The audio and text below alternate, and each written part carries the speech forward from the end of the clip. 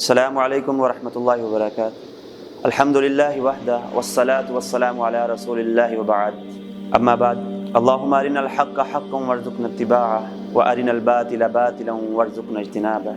اللہ رب العزت سورہ بقرہ کی آیت 156 میں ارشاد فرماتے ہیں، الذین اذا اصابتهم مصیبہ، کہ ایمان والوں کو جب بھی کوئی آزمائش، تکلیف اور مصیبت پہنچتی ہے، قالوا، تو وہ کہتے ہیں، انا للہ و انا الیہ راجعون، کہ بے شک ہم اللہ ہی کے لیے ہیں اور اسی کی طرف لوٹ کر جانے والے ہیں۔ آیت مبارکہ کے اس حصے میں اللہ رب العزت نے تمام انسانوں کو اپنی طرف لوٹنے کا تذکرہ کیا ہے۔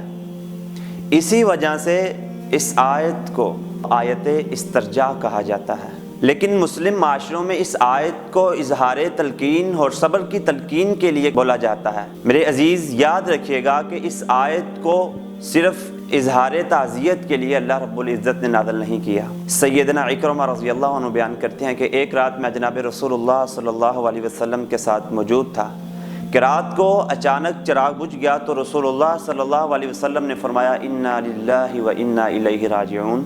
تو میں نے عرض کی، اللہ کے رسول، کیا یہ بھی مصیبت ہے؟ تو رسول اللہ صلی اللہ علیہ وسلم نے فرمایا، مومن کو ہر وہ چیز جو اذیت پہنچائے وہ آزمائش ہے۔ اس آیت سے قبل کی آیت میں اللہ رب العزت کی طرف سے دنیا میں انسانوں کے لیے آزمائش، امتحان کا ذکر کیا ہے، اور ان امتحانات اور آزمائشوں پر صبر اور کامیابی سے سر کرنے کی صورت میں اللہ رب العزت کی طرف سے رحمت اور خوشخبری کی بشارت دی گئی ہے۔ صبر کیا ہے؟ مصائب و تکلیف، مشکلات اور تنگی پر شکوے کو ترک کر دینا صبر ہے، مگر حقیقت یہ ہے کہ صبر کرنا بہت مشکل ہے، کیونکہ اس میں مشقت اور کرواہٹ پائی جاتی ہے، اور صبر دین کے مقامات میں سے ایک اہم مقام اور اللہ رب العزت کے برگزیدہ بندوں کی منازل میں سے ایک اہم منزل اور اولو العزم کی خصلت ہے۔ یاد رکھیے گا، خوش قسمت ہے وہ شخص جس نے تقویٰ کے ذریعے ہوائے نفس اور صبر کے ذریعے خواہشات نفس پر قابو کیا۔ ہمارے معاشرے میں اس شخص کو کامیاب جانا جاتا ہے، اس شخص کو کامیاب سمجھا جاتا ہے جس کی تکلیفوں اور آزمائشوں سے دوسرا شخص بے خبر ہو، اور وہ مشکلات، آزمائشوں اور تکلیفوں کو بھی ہنسی خوشی قبول کرنے کا سلیقہ جانتا ہو۔ ایسے شخص کو معاشرے میں کامیاب جانا جاتا ہے، کیونکہ اس کو اللہ رب العزت نے صبر جیسی دولت، صبر جیسی ہمت عطا کی ہے، اس لیے اس شخص کو کامیاب جانا جاتا ہے۔ جیسا کہ دوڑ کے میدان کے اندر ہر کھلاڑی اس کا اہل بھی ہوتا ہے اور تجربے کار بھی ہوتا ہے، اور دوڑ کرتے وقت ہر کھلاڑی کو کسی کو تھوڑی یا کسی کو زیادہ مشکلات کا سامنا کرنا پڑتا ہے، لیکن جیتتا وہی ہے جو آخر تک صبر سے کام لیتا ہے، جو آخر تک صبر پر ڈٹا رہتا ہے۔ ایسا کھلاڑی اپنی گیم کے آخر پہ ونر کہلاتا ہے۔ دورہ جاہلیت کے ایک شاعر اور اپنے قبیلے کے سردار امر القیس سے ایک ساتھ کے قبیلے کا سردار پوچھتا ہے کہ جس طرح آپ اپنی رعایا میں اس قدر مقبول ہیں، میں مقبول نہیں، کیونکہ جو کچھ آپ کرتے ہیں وہ سب کچھ میں کرتا ہوں، جو خصلتیں آپ میں ہیں وہی خصلتیں میرے میں ہیں، لیکن میری رعایا میری عزت اور میری قدر نہیں کرتی، میں اپنی رعایا میں مقبول نہیں ہوں، اس کی کیا وجہ ہے؟ امر القیس کہتے ہیں کہ میں تکلیفات کو، مصائب کو، مشکلات کو اپنے اندر رکھتا ہوں، اپنی رعایا سے کبھی شیئر نہیں کرتا، شاید اسی وجہ سے میں اپنی رعایا میں مقبول ہوں۔ امر القیس کا نام آج بھی تاریخ کے اوراق میں محفوظ ہے، کیونکہ وہ صبر سے کام لیتا تھا، صبر کا دامن اس نے کبھی نہیں چھوڑا۔ تو صبر صرف آزمائش اور مشکلات پر نہیں ہوتا، بلکہ امور اطاعت اور فرما برداری پر بھی ہوتا ہے۔ اللہ تعالیٰ کے عذاب پر صبر کرنے سے بہتر ہے کہ اس کی اطاعت پر صبر کیا جائے۔ تو ڈیئر بردرز اینڈ سسٹر، کس قدر اچھا ہوگا کہ اللہ رب العزت کے عذاب پر صبر کرنے سے بہتر ہے کہ اس کی اطاعت و فرما برداری پر صبر کیا جائے۔ صبر تو آج صبر کی اس صداقت اور اہمیت کو جاننے کی ضرورت ہے، تاکہ ہم معاشرے کو بہتر بنانے کے ساتھ ساتھ اپنی دنیا اور آخرت کو بھی سنوار سکیں۔ صبر اتنا ضروری کیوں ہے؟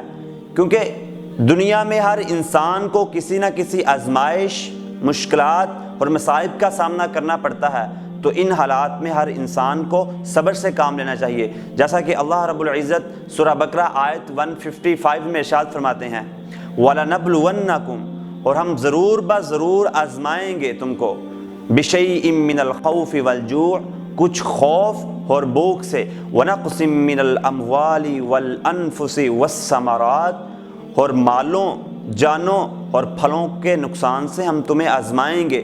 ان آزمائش پہ جو صبر کا دامن مضبوطی سے تھامے رکھے گا، وَبَشِّرِ الصَّابِرِينَ، اور خوشخبری ہے ان صابرین کے لیے۔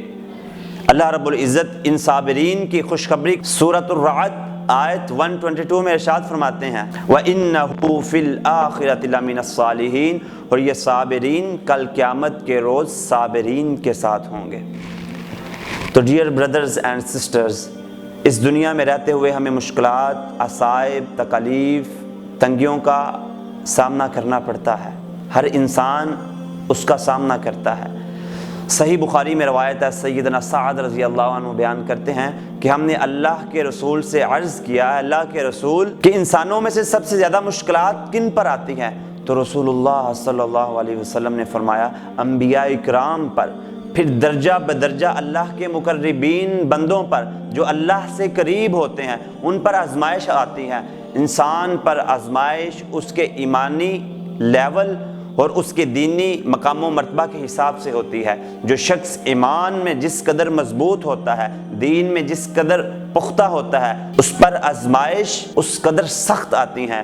پھر جو شخص ایمان میں اور دین میں کمزور ہوتا ہے، آزمائش اور مشکلات اس کے ایمان اور اس کے دین کے حساب سے آتی ہیں۔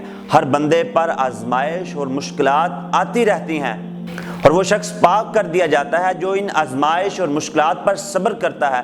ان آزمائش اور مشکلات پر صبر کرنے کی وجہ سے اللہ تعالیٰ اس بندے کو اس طرح پاک کرتے ہیں کہ وہ دنیا میں چلتا ہے اور اس پر گناہوں کا کوئی بوجھ باقی نہیں بچتا۔